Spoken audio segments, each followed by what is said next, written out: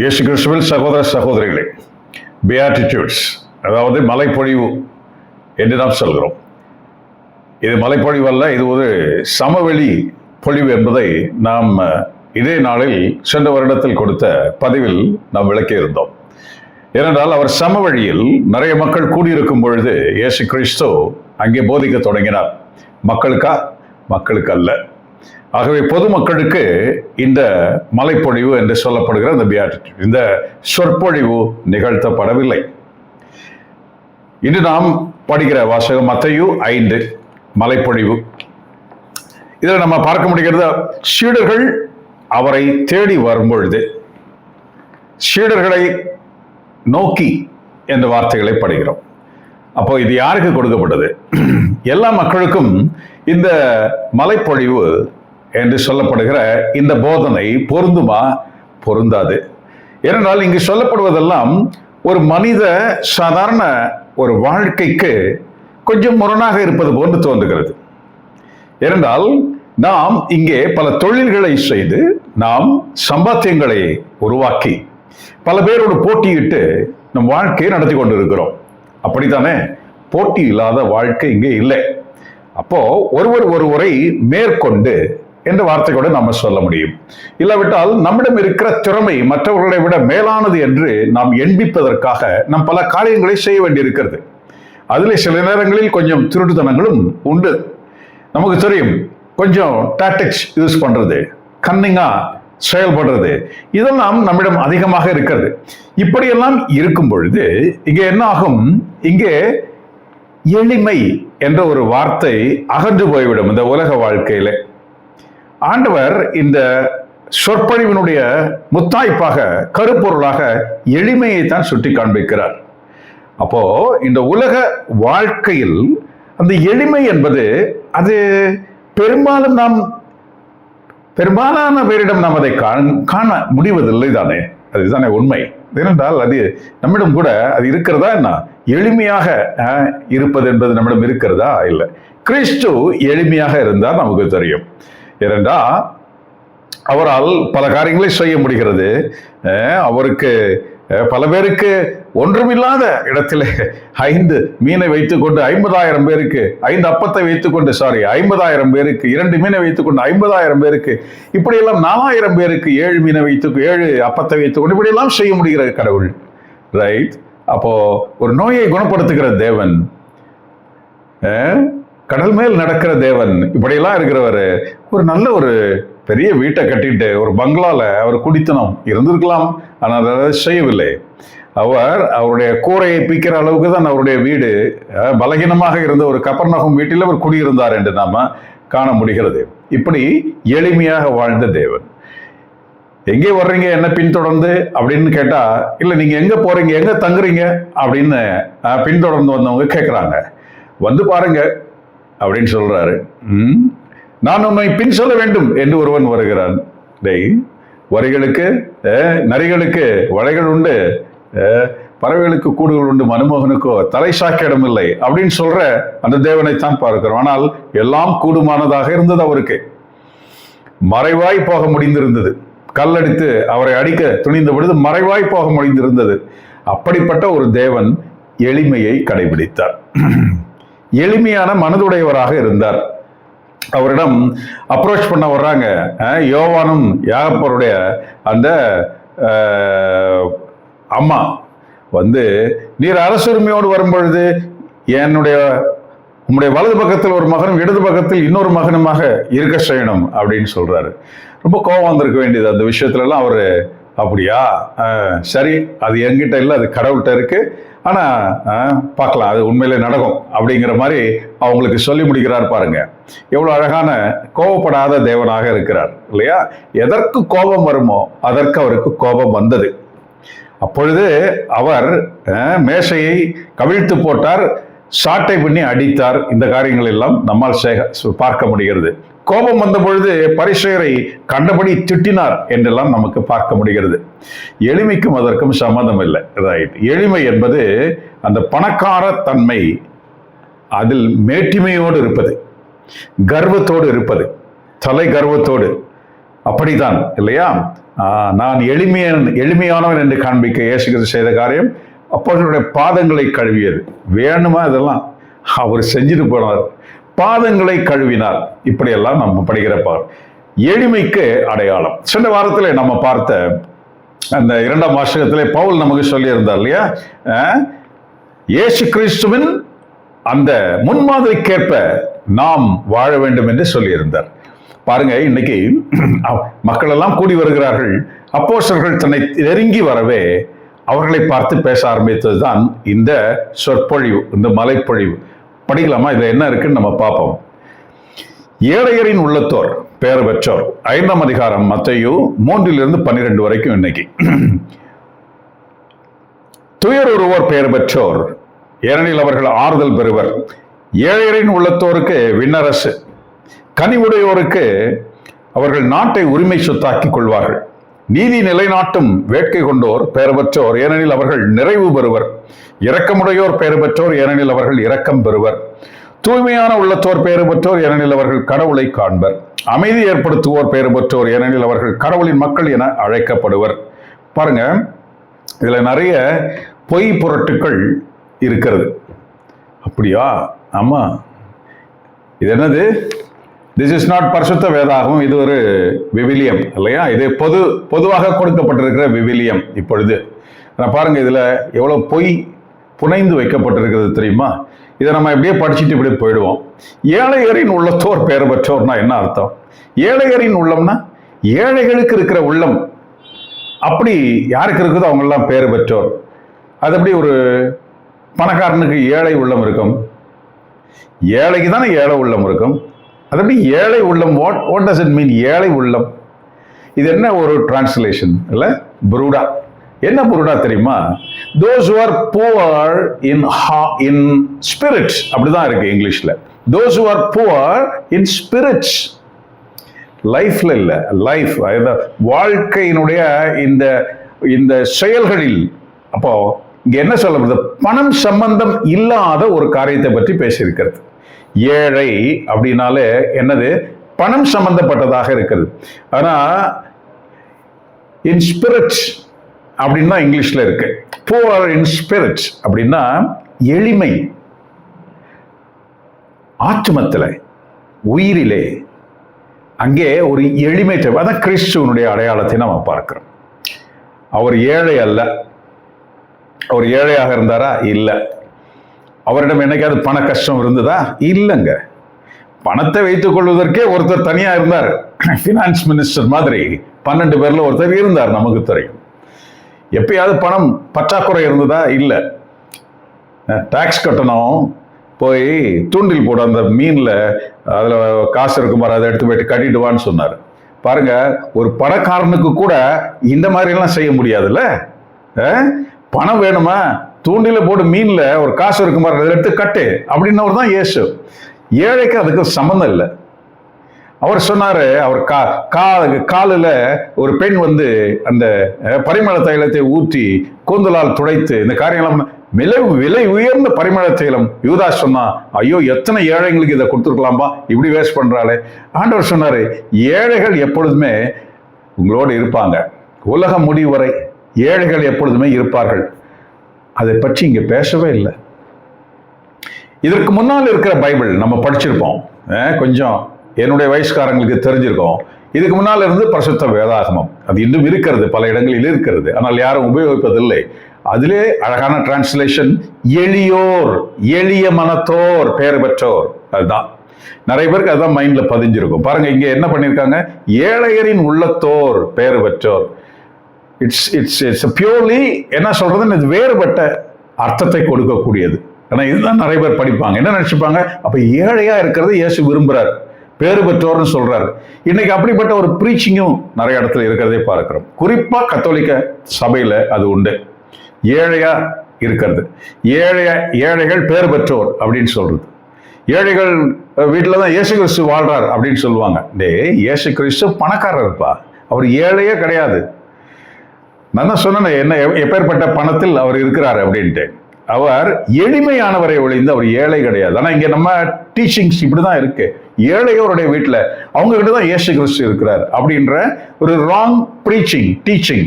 இது பிசாசை தவிர வேற யாரும் இதை செய்ய முடியாது. அவன் தான் இப்படி எல்லாம் புகுத்தி கொண்டு வருவான். இப்ப இந்த டிரான்ஸ்லேஷன் செஞ்சது யார்? அப்போ ஏன் இந்த மாதிரி ஒரு டிரான்ஸ்லேஷன் இங்க வந்தது? It's wrong. நம்ம இதை படிச்சோம்னா குழம்பி போயிடுவோம். இயேசு கிறிஸ்து அப்படி சொல்லல, எளிய மனதோர் பேறு பெற்றோர் அப்படின்னு சொன்னார். ஆபிரகாமை பார்க்கிறோம், எவ்வளவு பெரிய பணக்காரன். அவர் வீட்டில் மட்டும் 300 பேர் வேலை செஞ்சாங்க அப்படின்னு வேதாகமத்தில் நம்ம படிக்கிறோம். அவ்வளவு பெரிய பணக்காரன். போனான், கொள்ளையிட்டு வந்தார் இல்லையா? லோத்துவை மீட்கும் பொழுது பொன்னும் பொருளும் கொண்டு வந்தார். அந்த அரசன் இறங்கி வந்து அவரை எதிர்கொண்டு வந்து அவருக்கு அப்பத்தையும் ரசத்தையும் கொடுத்தார். மெல்கிசதை எவ்வளவு பெரிய பணக்காரர். ஆடுகள் மாடுகள் அவருடைய சொத்துக்கள் பெருகி கொண்டிருந்தது. ஆகவே லோத்துடைய சொத்தும் இவருடைய சொத்தும் ஒன்றாக இருக்கிறது. இவருடைய வேலைக்காரர்களுக்கும் அவருடைய வேலைக்காரர்களுக்கும் கொஞ்சம் பிணக்கு உண்டாகிறது. இது எங்க ஆடு, இது எந்த இடம், அந்த அளவுக்கு பெரிய பணக்காரன். ஆனா பாருங்க, அவர் ஏழை இல்லை, ஆனா அவர் எளிய உள்ளத்தோடு இருந்தார். எளிமை அவரிடம் இருந்தது. எப்படி? கூடாரங்களில் வாழ்ந்தார். எளிமை, கூடாரங்களில் வாழ்ந்தார். அப்படித்தான் அவர் பெரிய வீடு கட்டுக்கட்டும். அவருடைய அப்பா, ஆபிரகாமுடைய அப்பா கட்டிடம் கட்டி வாழ்ந்தார். வர்றாங்க, ஊர்ல கல்தேர்ல இருந்து கிளம்பி வர்றாங்க, வழியிலே அவங்க அப்பா அங்க தங்கிட்டார் அப்படின்னு ஒரு இடத்துல நம்ம பார்க்கிறோம். கட்டடம் கட்டிய அந்த வீட்டில் அவர் தங்கி பாருங்க. இவர் இவ்வளவு பணக்காரனாக இருந்தும் அந்த எளிமையை அவர் கடைபிடித்தார். நாமெல்லாம் உடனே கூடாரம் கட்டிக்கணும்னு அவசியம் இல்லை. That is not right. நம்ம அப்படி திங்க் பண்ண முடியாது. பட் அந்த எளிமைக்கு அடையாளமாக இருக்கிறார். நிறைய பிள்ளைங்களை கொடுப்பேன் ஆண்டவர் சொன்னாரு. ஒரே ஒரு பிள்ளையை தான் கொடுத்தாரு. இஸ்மாயில் கணக்குல இல்லை. ஆகவே ஈசாக் கணக்கில் வருகிறார். கடவுள் கொடுப்பேன் என்று சொன்ன பிள்ளை ஈசாக் என்று கடவுள் சொல்லிக் கொடுக்கிறார். அந்த பிள்ளையை அவர் பலி கேட்கிறார். எளிமையான மனது இவருக்கு.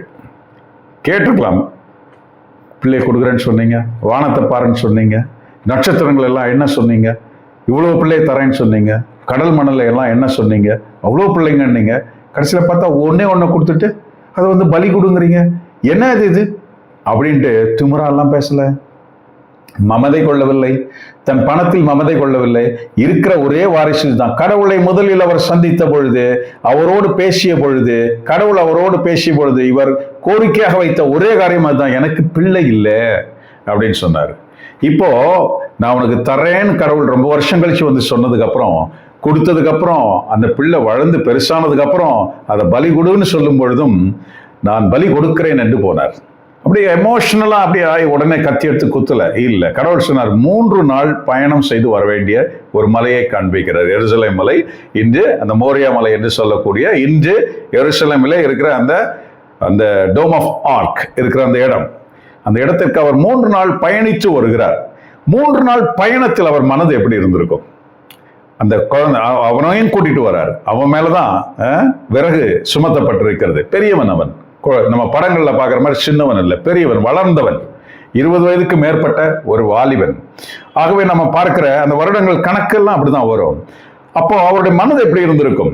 கடவுளை பழித்தாரா? இல்லை. கடைசி வரைக்கும் உறுதியாக இருந்தார். கத்தி எடுத்து குத்த தொடர வரைக்கும் உறுதியாக இருந்தார். அப்போ அவருடைய மனது எவ்வளவுதாக இருக்குது? எளிமையாக இருக்கு. கடவுள் முன் அவருடைய மனது எளிமையாக இருக்கு, வெறுமையாக இருக்கிறது, ஒன்றுமில்லாமல் இருக்கிறது. கடவுள் முன் தன் மனதை மடமையாக வைத்திருக்கிறார், ஏழையாக வைத்திருக்கிறார் மனதை. அதுதான் those who are poor in spirit. நாம் யோசிக்க அழைக்கப்படுகிறோம். நாம் பெற்றிருக்கிற சுகபோக, இல்லாவிட்டால் நாம் பெற்றிருக்கிற நம்முடைய நல்ல ஒரு குடும்ப அமைப்பு, நல்ல ஒரு வேலை அமைப்பு, எல்லாம் வீடு, இதெல்லாம் வைத்துக்கொண்டு நமக்குள் எளிமை இருக்கிறதா? அதுதான் ஆண்டவர் யோசிக்கிறார். இல்ல, நாம் கடவுளை தேடி சில இடங்களுக்கு போய் நிற்கிறோமே, சில வழிபாடுகளின் முன் நாம் எளிமையான மனதினராய் அங்கே நாம் நிற்கிறோமா? இல்ல. நம்முடைய செக்யூரிட்டி எல்லாம் வெளியே வச்சிருக்கிறோம். நம்மளுடைய பாதுகாப்பை எல்லாம் நாம் நம்முடைய பேங்க் பேலன்ஸ்லையும், நகைகளிலையும், பணத்திலையும், நம்முடைய நிலபுலன்களையும், நம்முடைய பெரிய வீடுகளிலேயும், கார்லையும், நம்முடைய பிள்ளைகளுடைய வேலைகளிலேயும் நாம் வைத்திருக்கிறோம். அந்த செக்யூரிட்டி எல்லாம் நம் மனசுக்குள் நிறைந்து முழுவதுமாக மூடி இருக்கிறது. கடவுளிடம் நாம் போய் நின்று எளிமையை காண்பிக்க வழி இல்லாமல் நம்முடைய மனது மூடி இருக்கிறதை பார்க்கிறோம். அப்போ இந்த எளிமை என்பது என்ன? அதுதான் ஆபிரகாம்கிட்ட இருந்தது பார்க்கிறோம். கரெக்ட் தானே? சரிங்க. இப்போ பாருங்க, தாவீது அரசன் ஆயிட்டாரு. ஆனால் அவர் அந்த டேபர்நாக்கிள் அவர் தூக்கி கொண்டு வரும்பொழுது அவர் ஆடைகளைய அவர் ஆடுகிறார் என்று பார்க்கிறோம். எளிமையான மனதினன். யார் முன்னால் அவங்க மனைவி கோஷிட்டாங்க. அவங்க மனைவி யாரு? சவுலுடைய ஏற்கனவே இருந்த அரசனுடைய மகள். கோஷிட்டாங்க. எப்படி கோஷிட்டாங்கன்னா, ஒரு அரசன் தரித்திரம் மாதிரி நீ ஆடுறியடா அப்படின்னு சொல்லி அசிங்கப்படுத்தினாங்க. தன் அறையிலே அவர் வந்த பொழுது அவர் சொன்னாரு, நான் யாரோட ஆடுறேன்னு சொன்னாங்க தெரியுமா? அவங்க வேலைக்காரர்களோடு, உன்னிடம் வேலை செய்கின்ற வேலைக்காரர்களோடு அவர்களுக்கு ஈக்குவலா நின்று ஆடுறைய அப்படின்னு சொன்னாங்க. இப்ப நமக்கு எளிமைக்கு ஆப்போசிட்டா அந்த அம்மா இருக்கிறது நம்ம பார்க்க முடியுது. பாருங்க, இவர் சொன்னாரு, என் ஆண்டவருக்காக நான் என் வேலைக்காரர்களோடு வேலைக்காரராக மாறவும் நான் தயாராக இருக்கிறேன்னு சொன்னார். எளிய மனது. அதுதான் ஆண்டவர் சொன்னாரு, என் மனதிற்கு ஏற்ற உகந்த, அப்படி தாவீதுன்னு சொல்ற. பாருங்க பாருங்க, அதுதான் இந்த மனதினுடைய அடையாளமாக பார்க்கிறோம். நம் வாழ்க்கை முறை எப்படி இருக்கிறது? நாம் கடவுளோடு அப்ரோச் பண்ணும்போது, ஜெபத்துல நம்ம அவரை தேடும் பொழுது நமக்கு எப்படி இருக்குது? என்ன மாதிரியான ஒரு டிமாண்ட், என்ன ஒரு கர்வத்தோடு நம்முடைய ஜெபம் நம்மை விட்டு எழும்புகிறது பாருங்க. எப்படி? அதுதான் ஆண்டவர் இன்னைக்கு சொல்றாரு. பாருங்க, யாருக்கு சொல்றாரு? எல்லாருக்கும் சொல்லலைங்க. சீடத்துவம் பெறுகின்ற அப்போஸ்தல அந்த அந்த தகுதியை பெறுகின்ற, இல்லையா, கிறிஸ்துவை தொடர்ந்து பின் செல்ல விரும்புகின்ற அப்படிப்பட்டவர்களுக்குத்தான் அதை சொல்லுகிறார். எல்லா மக்களுக்கும் அதை சொல்லவில்லை. ஏன்னா அவர் பாருங்க, இப்ப லூக் 6 இதே நம்ம பார்க்க முடியும். இது Matthew 5 இல்லையா? லூக் 6 இதே காரியம் சொல்லும். அவர் என்ன சொல்றாரு? He fixed his eyes on his disciples and said, அப்படின்னு வரும். கண்களை இருத்தி அந்த அப்போஸ்தலர்களை பார்த்து அவர் சொன்னதுதான் இந்த மலைப்பொழிவு. எவ்வளவு அழகா அவர் அதை அழகா சொல்றாரு பாருங்க. அப்போஸ்தலிக்க எல்லாவற்றையும் விட்டு விட்டு வந்து விட்டார்கள். ஏன் அப்போஸ்தலரை தேர்ந்தெடுத்தார்? தன்னோடு இருக்கவும், நோய் பிணிகளை குணமாக்கவும், பேயை விரட்டவும், இப்படித்தான் அவர்களை தேர்ந்தெடுத்தார். இப்ப எல்லாவற்றையும் விட்டு விட்டு வந்து விட்டார்கள். இப்பொழுது எதற்காக தேர்ந்தெடுக்கிறார்? அவர்களை அனுப்ப, தூது அறிவிக்க, இதுதான் தேர்ந்தெடுக்கிறார். அப்படி போகும் பொழுது, கிறிஸ்துவை பற்றி மற்றவர்களுக்கு சொல்ல போகும் பொழுது மமதையோடு நீ போக முடியாது. உன் மனது எளிய மனதினராய் நீ இருக்க வேணும். அப்போ அதனாலதான் கிறிஸ்து பாதத்தை கழுகினார், அவருடைய பாதங்களை கழுகினார். நற்செய்தியை நீ கொண்டு செல்லும் பொழுது, கிறிஸ்துவை பற்றி பேசும் பொழுது, உன் வாழ்க்கையில் கிறிஸ்து செய்த அனுபவங்களை பற்றி நீ எடுத்துரைக்கும் பொழுது, அது கடவுளுக்கு புகழ் உண்டாகாதாக மட்டுமே இருக்க வேண்டுமே ஒழிந்து, எனக்கு என்னிடம் என்ன ஒரு எவ்வளவு ஒரு இது, என்னிடம் இது நடந்தது, உங்கள்கிட்ட யார்ட்டையும் நடக்கல, என்கிட்ட தான் இப்படி நடந்தது, என்னதான் இப்ப நான் என்ற அந்த அகம்பாவம் இல்லாத நற்செய்தி அறிவிப்பு, எல்லா புகழும் அவருக்கு தான் அப்படின்னு சொல்லுகிற அந்த அறிவிப்பு, அதைத்தான் அவர்கள் செய்ய வேண்டியிருந்தது. அதனால தான் அவர்களை தயாரிக்கும் பொழுது அவர் இதை அவர்களுக்கு சொன்னார். எளிய மனதுடையோர். அப்போ இங்க ஏழைகளின் உள்ளத்தோர், it's a pure wrong translation. படித்து நாம் குழப்பிக் கொள்ளக்கூடாது.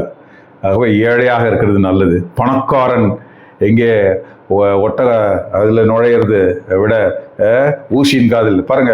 அப்போ பணக்காரன் வானகத்துக்கு போக முடியாது அப்படின்ற அந்த அதுக்கு ஆப்போசிட்டா நம்ம இதையும் பார்த்தோம்னா சரிதான் அப்படின்னு சொல்ல தோணும் இல்லையா? ஏழையரின் உள்ளம். It's wrong, right? ரெண்டுமே யோசிக்க வைக்கக்கூடிய வார்த்தைகள். அடுத்ததும் சொல்றாரு பாருங்க, துயருருவோர் பெயர் பெற்றோர் அப்படின்னு இங்க எழுதியிருக்கு. இதுவுமே தவறு. துயருருவோர் பெயர் பெற்றோர்னு இயேசு கிறிஸ்து சொல்லல. ஆனா இந்த வேதாகமத்துல இப்படி எழுதி டிரான்ஸ்லேட் பண்ணியிருக்கிறாங்க. துயருருவோரா? இல்ல, துக்கம் அனுசரிப்போர், துக்கமாயிருப்போர் பெயர் பெற்றோர். துயரம்னா ஒரு மீளா துயரம் என்று நாம் சொல்லுகிற, நெடுநாளாக இருக்கிற ஒரு பஞ்ச பட்னி, இல்லாவிட்டால் பெரிய இழப்பு, தொடர்ந்து இருக்கிற ஒரு அடிமைத்தனம், இப்படி நாம் அதிலே சிக்கி தவிப்பவர்களாக அப்படியே இருப்பது பெயர் பெற்றோர்னு சொல்ற மாதிரி இருக்கு. அப்படித்தானே துயரம், துயருருவோர் பெயர் பெற்றோர். It's wrong translation. என்ன அதுக்கு? மோன், அது பேர் இல்லையா? அப்ப இங்க என்ன இருக்குது? Blessed are those who mourn. துக்கம். கணவன் இறந்து போயிட்டாருங்க, அவரால் தான் எல்லாமே இருந்தது, திடீர்னு இறந்து போயிட்டார். என்ன செய்யும்? துக்கம். துக்கம் துக்கம் அனுசரிப்பு என்று சொல்கிறோம். அது ஒரு நாள், 7 நாள், இப்படி சில நாடுகளில் அறிவிக்கப்படுகிற துக்கம் அனுசரிப்பு, அதான் மான் இல்லையா? அப்போ நம்ம அதை என்ன எப்படி எடுத்துக்கிறது? குழந்தை, வாலிப பையன் இறந்து போயிட்டான், பெரிய துக்கம் இல்லையா? அதன் பெயர் துயரம் இல்லை, அது துக்கம். ஏனென்றால் இந்த வார்த்தை ஏன் கடவுள் சொல்றாரு? இப்படி இருக்கிறவங்க பெயர் பெற்றவர்கள் அவர்கள் ஆறுதல் பெறுவர் என்று சொல்கிறார். ஆண்டவர் எங்கேயாவது அப்படியே விட்டுடுறாரா? இல்லையா? நல்ல அந்த குடும்பத்துக்கு தூணா இருக்கிற ஒருத்தர் அந்த குடும்பத்தை விட்டு போயிட்டாரு, இறந்து போயிட்டாரு, இல்லாவிட்டால் பெரிய கொள்ளை நடந்து விட்டது, இல்லாவிட்டால் பையன் அப்படியே இறந்து போயிட்டான், இல்ல வேற ஒரு பெரிய துக்கம் உண்டாயிற்று. கடவுள் நல்ல மனிதர்களுக்கு உண்டாகும் அந்த துக்கத்தை அப்படியே கண்டினியூ பண்ற மாதிரி அது துயரமாக மாற்றி வைத்திருக்கிறாரா? இல்ல. அந்த ரெமிடியை உண்டாக்கி இருக்குது. நமக்கே தெரியும், நிறைய பேருடைய வாழ்க்கை அப்படி இருக்கிறதே பார்க்கிறோம். அந்த குடும்பம் அப்படியே போயிடும் அப்படின்னு நம்ம நினைச்சிட்டு இருப்போம். இல்லைங்க, நம்மளை விட அவங்க பெட்டரா வந்துருவாங்க கொஞ்ச நாள்ல. கடவுள் அங்கே அவருடைய ஆசீர்வாதத்தை அங்கே தருகிறதை நம்ம பார்க்கிறோம். நான் சென்ற வார பதிவிலே சொல்லியிருந்தேன், நம்முடைய பிள்ளைகளாகட்டும், நம்முடைய கணவன் மனைவி யாராகட்டும், கடவுள் நம் வாழ்க்கையில் அனுப்பி இருக்கிற ஒரு மனிதர், ஒரு உயிர். நாம் அன்பு செய்யப்பட, நாம் அன்பு செய்ய, இப்படி நமக்கு நெருக்கமாக உறவாக கொடுக்கப்பட்ட ஒரு ஆள். அந்த ஆள் வருவாங்க, போவாங்க. நாமும் அவர்களுக்கு அப்படித்தான். நாமும் வந்திருக்கிறோம், போய்விடுவோம். ஆகவே நிரந்தரம் இல்லாத ஒரு இடமாக இது இருக்கிறது இந்த பூமி. ஆகவே இங்கே நம்ம பார்க்கிறது என்ன? அப்படி திடீரென்று விலக்கப்படும் பொழுது, போய்விடும் பொழுது, இறந்துபடும் பொழுது ஏற்படுகிற துக்கம் பாருங்க. சில பேருடைய வாழ்க்கை அப்படித்தான் இருக்கிறது இல்லையா? கிறிஸ்துவுக்காக தங்கள் உயிரை அர்ப்பணித்தவர்கள் நிறைய இருக்கிறாங்க, நிறைய பேர். அவர்களுக்கு என்ன ஆண்டவர் சொல்றாரு? நாங்கள் எல்லாவற்றையும் விட்டு விட்டு உம்மை பின் சென்றோமே, எங்களுக்கு நீர் என்ன தருவீர், என்ன கிடைக்கும் என்று கேட்டவர்களுக்கு என்ன சொன்னார்? நீங்கள் என்னது, நான் அரசுரிமையோடு வரும் பொழுது நீங்கள் ஆட்சி செய்பவர்களாக என் அரசில் உரிமையை பெறுவீர்கள் என்று சொன்னார். பாருங்க, இன்னைக்கு அவர் அதான் சொல்றாரு. என்ன சொல்? அவர்கள் ஆறுதல் பெறுவர். துயர் ஒருவோர்ன்றது ராங் டிரான்ஸ்லேஷன். இது என்ன வரணும்? துக்கமாய் இருப்போர் அப்படின்னு தான் வரணும். மான் அப்படின்னா துக்கமாய் இருப்போர். பாருங்க, இங்க நிறைய ப்ராப்ளம்ஸ் இங்க அது மாதிரி இருக்குங்க. பாருங்க, அடுத்தது நீதியை நிலைநாட்டும் வேட்கை கொண்டோர் பெயர் பெற்றோர் இங்க இருக்கு. It's also wrong. நீதியை நிலைநாட்டும் வேட்கை கொண்டோர் அப்படின்னா ஜாக்டோ ஜியோல நின்று கொடிய புடிச்சு வேண்டும் வேண்டும், உரிமை வேண்டும், எங்களுக்கு அது வேண்டும், இப்படி சொல்றது பேர் பெற்றோர். அப்படி சொல்ற மாதிரி இது இருக்கு. ஆண்டவர் அப்படிலாம் சொல்லலைங்க. போராடு போராடு அப்படி நிறைய பேரை நம்ம காமிக்கிறோம். இது மாதிரி வக்கீல்களே இது மாதிரி சொல்றாங்க, நீதிக்காக போராடுறாங்க அப்படின்னு. எல்லா வக்கீல்களும் நீதிக்காக எல்லாம் போராடுறது கிடையாதுங்க, இல்லைங்க. 2 ஆப்போனன்ட் வக்கீல் இருப்பாங்க. ஒரு மேட்டருக்கு ஆப்போனன்ட், ஒன்று உண்மையாக இருக்கலாம், ஒன்று உண்மை இல்லாம இருக்கலாம். அப்ப 2 வக்கீலுமே நீதிக்காக போராடுறவங்களா? இல்லைங்க, அது மாதிரி கிடையாது இல்லையா? அப்போ இங்க என்ன? நீதியை நிலைநாட்டும் வேட்கை கொண்டோர், அப்படி இல்லை. இங்கிலீஷ்ல என்ன இருக்க? அப்ரைட்னஸ். நீதினா ஜஸ்டிஸ் இல்லையா? யாரு இந்த ஜஸ்டிஸ்க்காக போராடுறாங்களோ அப்படின்னு ஆயிடும்ல. அப்படிலாம் ஆண்டவர் சொல்லலைங்க. இங்க சொல்றாரு நேர்மை. அப்ரைட்னஸ்னா நேர்மை. உன் நேர்மைக்காக நீ போராடும் பொழுது நீ பேர் பெற்றோர். நேர்மைக்காக, நேர்மையாக நடந்து கொண்டதற்காக நீ துன்புறுத்தப்பட்டால், உன் நேர்மைக்காக நீ கேலி செய்யப்பட்டால், உன் நேர்மையை நிலைநாட்டுவதற்காக நீ இன்னும் முயற்சி செய்து கொண்டே இருந்தால் நீ பேர் பெற்றோர். அதுதான் இங்க இருக்கு, அப்ரைட்னஸ். அழகா இருக்கு அந்த வார்த்தை. ஏன் இங்க இப்படி எல்லாம் மாத்தி போட்டிருக்கிறாங்க? Blessed are those who hunger and thirst for uprightness. இங்க என்ன போட்டிருக்கு? நீதியை நிலைநாட்டும் வேட்கை கொண்டோர். Totally wrong, totally wrong. இந்த பைபிள் எல்லாம் நம்ம படிக்கும் பொழுது, நம்ம நிறைய பேர் படிக்கிறது இல்லை, சில பேர் அப்படி படிக்கும் பொழுது இப்படிலாம் படிச்சா இதை விட இதை படிக்காமலே இருக்கலாம் அப்படின்ற மாதிரி நமக்கு என்ன மாதிரி ஆட்களால சொல்ல முடியுது. ஏன்னா இங்க இவ்வளவு குழப்பங்கள் நிறைந்திருக்கிறது. கிறிஸ்துவை நாம் வேறு ஒருவராக நாம் இதை புரிந்து கொள்ள இங்கே சொல்லப்பட்டிருக்கிறது போல் அப்படித்தான் நிறைய இருக்கு. It's all wrong translation, wrong, purely wrong. பிசாசுடைய விளையாட்டு இது உள்ள நிறைய இருக்கு. ஆகவே இதை படிக்கும் பொழுது நமக்கு என்ன தேவைப்படுகிறது? பரிசுத்த ஆவியானவர் நமக்கு உதவி செய்தாலொழிய இதை நம்மால் புரிந்து கொள்ள முடியாது. படிக்கும்போது இப்படிதான் படிக்க முடியும். ஏழையர் உள்ளத்தோர், துயர் உருவோர், நீதியை நிலைநாட்டுவோர் சொல்றான். அப்போ பரிசுத்த ஆவி நமக்கு இதை சரியா வெளிப்படுத்தல, முடியல, நாம இதுக்கு தகுதியானவர்களா இல்ல நமக்கு அந்த ப்ராசஸே நடக்கலன்னா இது ராங். இயேசுவை நாம் வேறு விதமாக புரிந்து கொள்ள ஒரு வாய்ப்பாக போய்விடும். அதனாலதான் லிபரேஷன் தியாலஜி இப்படி எல்லாம் நிறைய இருக்கிறதே பார்க்கிறோம். இந்த மாதிரி தான் இதெல்லாம் படிச்சதுனால தான், இப்படி புரிந்து கொண்டதுனால தான் அந்த மாதிரி தியாலஜி எல்லாம் நிறைய வளர்ந்து இருக்கிறதாக நம்ம பார்க்க முடியாது. பாருங்க, நாம பரிசுத்தாவின் ஏவுதலால் அவருடைய உதவியின்றி நம்மளால் ஒன்றும் செய்ய முடியாது. அமைதியை ஏற்படுத்துவோர் பெயர் பெற்றோர், ஏனெனில் அவர்கள் கடவுளின் மக்கள் எனப்படுவர், அழைக்கப்படுவர். அமைதியும் கிடையாதுங்க, அமைதியும் கிடையாது. இங்க என்ன சொல்லியிருக்கிறது? பீஸ். பீஸ்னா அமைதி கிடையாதுங்க, சமாதானம் இல்லையா?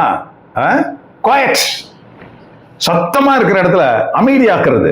ரெண்டு பெரிய ஐயோ மையான் சத்தம் போட்டு அப்படியே சண்டை போட்டு இருக்கிற இடத்துல ஹலோ பி குவைட், அமைதியாரு அப்படின்னு சொல்லி ஒருத்தர் வந்து நின்று அமைதிப்படுத்தி, அது பெயர் பெற்றோரா? அது யார் வேணா செய்வாங்க, போலீஸ் செய்வாங்க, கவர்மெண்ட் செய்யுது இல்லையா? வேற ஏதாவது ஒரு தலைவர், ஒரு பொறுப்பில் இருப்பவர் வந்து சொன்னா கேட்பாங்க, அப்படியே கட்டுடுவாங்களா? திருப்பி சண்டை போட மாட்டாங்களா? போடுவாங்க. நாடும் ஒப்புரவு செய்து கொள்கிறது, சமாதான ஒப்பந்தம் செய்து கொள்கிறது.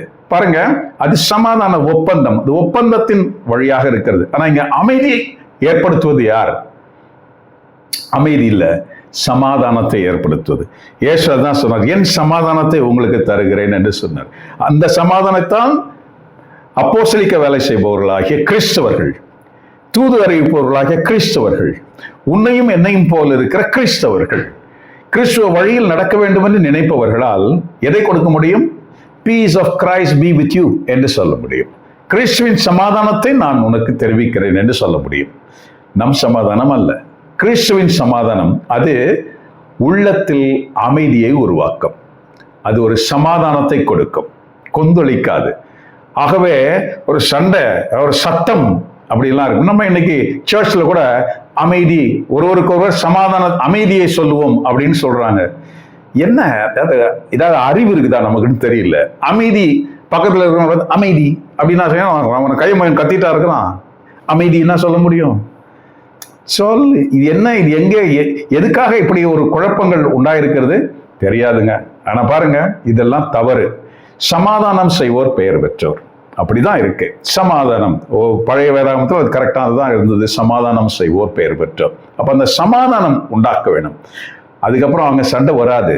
சமாதானம் ஒரு பெரிய மனிதரால் உண்டாக்கப்படுகிறது, ஒரு தேவ மனுஷனால் ஒரு சமாதானம் உண்டாக்கப்படுகிறது என்றால், அந்த தேவ மனுஷனுடைய அந்த செயல்களின் பொருட்டு, அவரை நினைவு கூறும் பொருட்டு, அவர் மேல் இருக்கிற மரியாதையின் பொருட்டு, அந்த சமாதானம் செய்யப்பட்டோர் அவங்க ரெண்டு பேரும் மறுபடியும் சண்டை போட மாட்டாங்க. அந்த மனிதருக்காக, அந்த ஒரு நற்பெயருக்காக. அதனாலதான் கிறிஸ்து என்ன சொல்றாரு? உன்னையே இப்படி மதிப்பாங்கன்னா என் சமாதானத்தை நீ மற்றவர்களுக்கு கொடுக்கும் பொழுது அது நிச்சய சமாதானமாக இருக்கும். ஆகவேதான் அது பேறு பெற்றோர். யாருக்கு இதெல்லாம் சொல்றாரு? அப்போஸ்தலிக்க வேலை செய்ய அந்த மனிதர்களுக்கு இதை சொல்லுகிறார். கிறிஸ்துவை தான் நீ கொண்டு போற. You are a so weak person, right? நீ எளிமையாக இரு, நீ சமாதானம் செய்பவனாக இரு, நீ யாராக இரு, நீ வந்து ஒருவேளை உன்னை அவர்கள் துக்கப்படுத்தினா, என்னது உன்னை துக்கப்படுத்தினா, ஒருவேளை உன்னை 2 அடி அடிச்சுட்டாங்க, என்னடா வந்தீங்க இதெல்லாம் பேசுறது, பெரிய இவனா அவனா, பேர் பெற்றோர், உனக்கு எல்லாம் கிடைக்கும், அரசுரிமையிலே பங்கு கிடைக்கும். இப்படிப்பட்ட எண்ணங்களால் நிறைந்ததுதான் இந்த வாசகம். ஆகவே நாம் இதை சரியாக புரிந்து கொள்ள அழைக்கப்பட்டிருக்கிறோம். நாம் கிறிஸ்துவுக்குள் நடைபோடுபவர்களாக இருந்தா நாம் இதை கவனமாக, இதை நாம் புரிந்து நடந்து கொள்ள நாம் அழைக்கப்படுகிறோம். நல்லா படிச்சு புரிஞ்சுக்கணும். பாருங்க, நீதியின் பொருட்டு துன்புறுத்தப்படுவோர் பெயர் பெற்றோர், ஏனெனில் விண்ணரசு அவர்களுக்குரியது. என் பொருட்டு டைம் இல்லை, என் பொருட்டு மக்கள் உங்களை இகழ்ந்து துன்புறுத்தி உங்களை பற்றி இல்லாதவை பொல்லாதவை எல்லாம் சொல்லும் பொழுது நீங்கள் பெயர் பெற்றவர்களே என் பொருட்டு.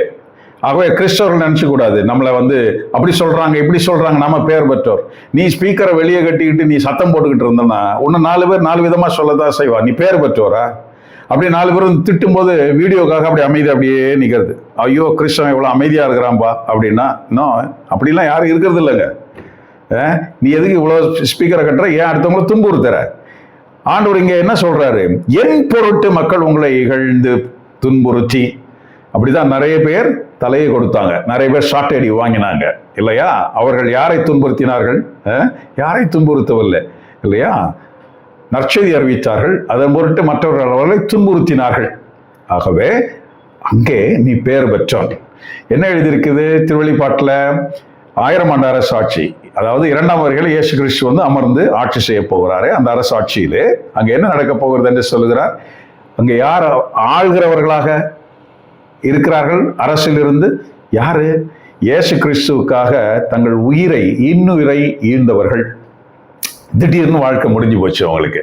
வெட்டிட்டான் ஒருத்தன், தலையை வெட்டிட்டான், அப்படியே எண்ணெய் கோபுரங்கள் போட்டு முடிச்சுட்டான், இல்லை சிலுவையில் அரைஞ்சு கொண்டுட்டான். இப்படிப்பட்டவங்க வாழ்க்கை சட்டுன்னு முடிஞ்சு போச்சே. அப்போ ஆண்டவர் சொல்றாரு, அவர்கள் தான் உயிர் பெற்றெழுந்து அங்கே ஆட்சியில் அமருவார்கள் என்று சொல்லப்பட்டிருக்கிறது. எங்க? திருவெளிப்பாட்டில். நம்ம எதை ஏற்கனவே நான் சொல்லி கொடுத்துருக்கிறேன் பாருங்க. இப்படி இந்த கைமாறெல்லாம் மிகுதியாகும். இவ்வாறு இது கிறிஸ்துவின் நற்செய்தி. கிறிஸ்துவே உமக்கு புகழ். நிறைய இருக்கு. Okay, will go to first reading. செப்போனியாஸ் 2:3 and 3:12-13 ஃபாஸ்டா படிக்கலாம். நாட்டில் இருக்கும் எளியோரே, ஆண்டவரின் கட்டளையை கடைபிடிப்போரே, அனைவரும் ஆண்டவரை தேடுங்கள். இங்க எளியோர்னு அழகா இருக்கு, ஏழையோரே இல்ல, எளியோரே. நேர்மையை நாடுங்கள், அழகா அங்க அழகா கொடுத்திருக்கு பாருங்க. அதனுடைய மனத்தாழ்மையை தேடுங்கள். அப்போ ஆண்டவரது சினத்தின் நாளில் ஒருவேளை உங்களுக்கு புகலிடம் கிடைக்கலாம். ரைட். இப்போ 3ஆம் அதிகாரத்துல 12-13, ஏழை எளியோரை உன் நடுவில் நான் விட்டு வைப்பேன். பாருங்க, இங்க டிரான்ஸ்லேஷன் மாறி போச்சு. இங்கிலீஷ்ல என்ன இருக்கு? Humble and lolly people. Humble and lolly people. அதான் நம்ம 3ஆம் வசனத்துல படிச்ச அந்த வார்த்தை வேற, 12ஆம் வசனத்துல இந்த வார்த்தை வித்தியாசம் மாத்தி இருக்கிறாங்க. இங்க அப்படிதான் இருக்கு. இங்கிலீஷ்ல என்ன இருக்கு? Humble and lolly people. ஏழை எளியோர். அதுக்கு அர்த்தம் தன்னை தாழ்த்துகிறவர்களும் தாழ்த்தப்படுகிறவர்களும், அதான் அர்த்தம். ரைட். அப்போ கிறிஸ்துவுக்காக தன்னை முகத்தை இழக்கிறவர்கள், தன்னுடைய பலகீன, அதாவது தன்னுடைய, இப்ப நான் ஒரு வழக்கறிஞன்னா என்னுடைய கிளையண்ட் என்னை எப்படி மதிப்பாங்க? இல்லாவிட்டால் நான் என்னுடைய கோர்ட்ல எங்க ஒருத்தரும் அந்த சபார்டினேட்ஸ் எல்லாம், அந்த ஃபெலோஷிப்லாம் எவ்வளவு மரியாதையா இருக்கும். ஒருவேளை நான் ஜட்ஜ் ஆகிறேன், இல்லை வேற ஏதாவது ஒன்று ஆகிறேன், இப்படி ஒரு சூழ்நிலைக்கு தகுதி வாய்ந்தவர்களாக வழக்கறிஞர்கள் இருப்பாங்க. பாருங்க, வெளியே நற்செய்தி அறிவிக்க போறோம், திடீர்னு போய் அவன் தான் அவன் இவன் சொல்லி அவன் நம்மளை திட்டும் பொழுது, ஒருவேளை நம்ம யாராவது அடிக்கும் பொழுது, ஒருவேளை நாம் என்ன செய்ய வேண்டும் அந்த நேரத்தில்? அதனால தான் ஆண்டவர் சொல்லியிருக்காரு, உன் மறுகணத்தை காட்டுன்னு சொல்றாரு அந்த நேரத்தில். அதுதான் எளிமை.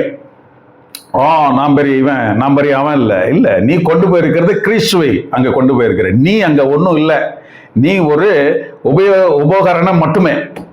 உன்னுடைய படிப்பும், உன்னுடைய அறிவும், உன்னுடைய செல்வமும், உன்னுடைய எல்லாமே அங்க ஒன்றும் இல்லை, ஜீரோ அந்த இடத்துல. அதனால தான் அங்கதான் அவர் கன்னத்தை காமிக்க சொல்றாரு. நம்ம நினைச்ச கூடாது எல்லாரும் அடிச்ச உடனே கிறிஸ்துவ உங்க கன்னத்தை காமிக்கணும்னு, அப்படிலாம் அவர் சொல்லல. கிறிஸ்துவையே அடிக்கும் பொழுது அவர் ஏன்டா என்ன அடிக்கிற அப்படின்னு தான் கேட்டார் பிலாத்து முன்னால, இல்லையா? அந்த மூப்பர்கள் முன்னால கேட்டது நம்ம பார்க்கிறோம். ஆகவே அது அர்த்தம் வேற, இந்த அர்த்தம் வேற.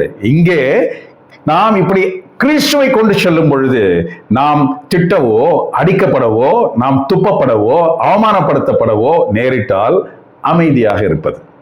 உண்மையாகவே கிறிஸ்துவை நாம் அறிவிக்கிற இடத்துல, அதாவது நம் வாழ்க்கையினுடைய அந்த அனுபவம் நம்மை அமைதியாக இருக்க செய்யும். அடுத்தவங்களை தொல்லை பண்ணக்கூடாது. அவர்களது வாயில் வராது. யாரு வராது? இஸ்ரவேலில் எஞ்சியோர் கொடுமை செய்ய மாட்டார்கள், வஞ்சக பேச்சு அவர்கள் வாயில் வராது, அச்சுறுத்துவார் யாரும் அவர்கள் மந்தை போல் மேய்ந்து இழைப்பார்வார்கள். இதைத்தான் நம்ம சொல்றோம், உங்களுக்கு கைமாறு உண்டு அப்படின்னு ஆண்டவர் முதல்ல சொன்னதுக்கு அர்த்தம் இதுதான். எங்க கைமாறு கிடைக்கும்? 1000 ஆண்டு அரசாட்சியில எல்லாருக்கும் கைமாறு கிடைக்கும். இல்லாவிட்டா அங்கே நம்ம போகாது. நாம் மேலே எடுத்து செல்லப்படும் பொழுது நாம் கைமாறு பெறுகிறோம். பாதாளங்களுக்கு செல்லாமல் நாம் இன்றே வான் வீட்டில் என்னோடு இருப்பாய் என்று சொல்கிற அந்த வார்த்தைக்கு உட்பட்டவர்களாக நம்ம மாறுவோம். அதான் கைமாறாக இருக்கிறது. பாருங்க, ரொம்ப அழகான வாசகம். 3ஆம் வாசகத்தை பார்ப்போம். அதாவது ஒரிஜினலா 2வது வாசகம், 1 கொரிந்தியர் 1:26-31. சகோதர சகோதரர்களே, நீங்கள் அழைக்கப்பட்ட நிலையை எண்ணி பாருங்கள். மனித கணிப்பின்படி உங்களுள் ஞானிகள் எத்தனை பேர், வலியோர் எத்தனை பேர், உயர்குடி மக்கள் எத்தனை பேர்? ஆனால் கடவுள் ஞானிகளை வெளிப்படுத்த, ஞானிகளை வெட்கப்படுத்த மடைமை என உலகம் கருதுபவற்றை சேர்ந்து கொண்டார். இது நமக்கு புரியுது தானே? புரியுது. பெரிய பெரிய அறிஞர்கள், மூப்பர்கள், தலைமை குருக்கள் இப்படியெல்லாம் இருந்து அப்போஸ்தலர்களை அழைத்து அவர்கள் கண்டித்தார்கள். நீங்க என்ன பெரிய இதெல்லாம் கிரியேட் பண்றீங்க, நீங்க பெரிய காரியம் எல்லாம் பண்ணிட்டு இருக்கீங்களே, புதுமை எல்லாம் செய்றீங்க, அதெல்லாம் பண்றீங்க, எல்லாம் பண்றீங்க. அவர்கள் பேச ஆரம்பித்தார்கள். பேச ஆரம்பித்த உடனே அவர்களை நிறுத்து என்று சொன்னார்கள். ஏன் சொல்கிறார்கள்? பயங்கரமா பேசுறாங்க, ரொம்ப பிரமாதமா பேசுறாங்க. அவர்களுக்கு தெரியும் இவர்கள் படிக்காதவர்கள், இவர்கள் மீன்பிடிப்பவர்கள்.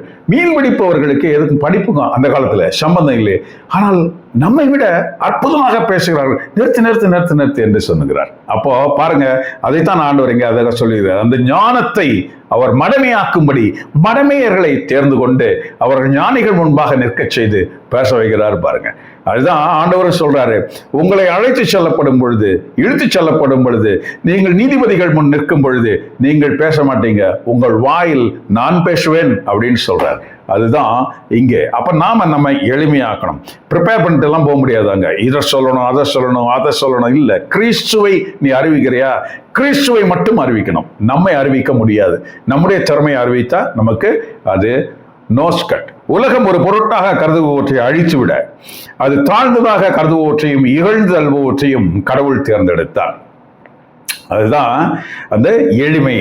எவரும் கடவுள் முன் பெருமை பாராட்டாதபடி அவர் இப்படி செய்தார். அவரால் தான் நீங்கள் கிறிஸ்துவுடன் இணைக்கப்பட்டிருக்கிறீர்கள்.